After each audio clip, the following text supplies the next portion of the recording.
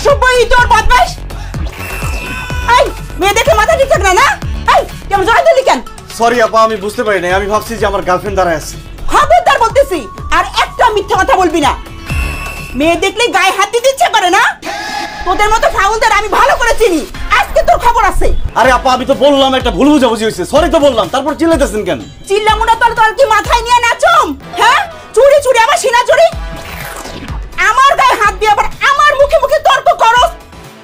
থাপড়ায় তোর গালের সব কটা দাঁত ফেলাই দিমু। কি তুই আমারে থাপ্পড় মারবি?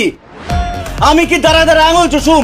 একটা লাত্তি মেরে কোমর রাড্ডি ভাঙিয়ে বললাম যা ভাগ সামনে থেকে। কি তুই আমার কোমরে লাত্তি মারবি?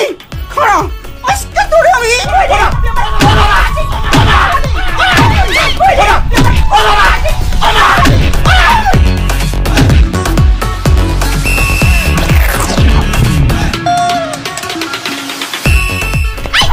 সমস্যা কি আপনার?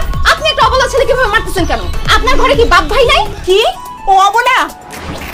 আপনি জানেন একটু আগে আমার সাথে কি করছে? কি করছে? কি করছে? ও আমার পিছন থেকে আইসা জড়াই ধরছে। একটুর জন্য আমার গালে চুমা লাগে নাই, আমি গালটা ভাগ্য ভালো সরাই ফেলছি। কি শিমুল, তুমি ওনাকে জড়ায় ধরছো, চুমু দিতে চাইছো? জান বিশ্বাস করো, পেছন থেকে ভাবছি যে এই মেয়েটা তুমি, তখন আমি ওনাকে জড়ায় ধরছি কিন্তু চুমা দিতে চাই নাই। বিশ্বাস করো আমার কথা। এই মিথ্যা কথা বলেন কেন আপনি?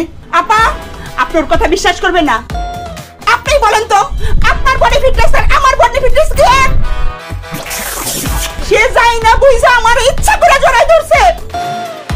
এই কি তো রসবল লাগে? আপা আপনি এক্ষুনি ব্রেকআপ করেন। এই খবরদার ফালতু কথা বলবেন না। আমি যে কতটা ভালো ছেলে, কতটা ভদ্র ছেলে, কতটা ইনোসেন্ট ছেলে সেটা রুমানা জানে। রুমানা তুমি কথা বলো না কেন?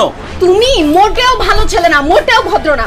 আপা ও আপনার গায়ে হাত দিছেন না? হ্যাঁ আমার এখানে হাত দিছে। তো তারাই আছেন কেন? পিটান শালারে। এই কি এই খবরদার বলা।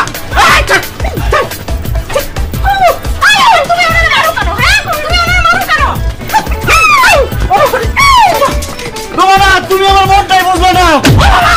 রুমানা তুমি আর ওই মহিলা মিলে তো আমাকে ইচ্ছা মতো মারছো, তারপর আমার সাথে ডেট না করে চলে যেতেছো কেন? ডেটিং তো দূরের কথা, তোর সাথে আমি জীবনে দেখাও করব না। তো লজ্জা করে না একটা অপরিচিত মহিলাকে জড়ায় ধরছস? না আমার লজ্জা করে না, কারণ আমি ভাবছি ওই মহিলাটা তুমি। তোর কোনো কথা বিশ্বাস করি না।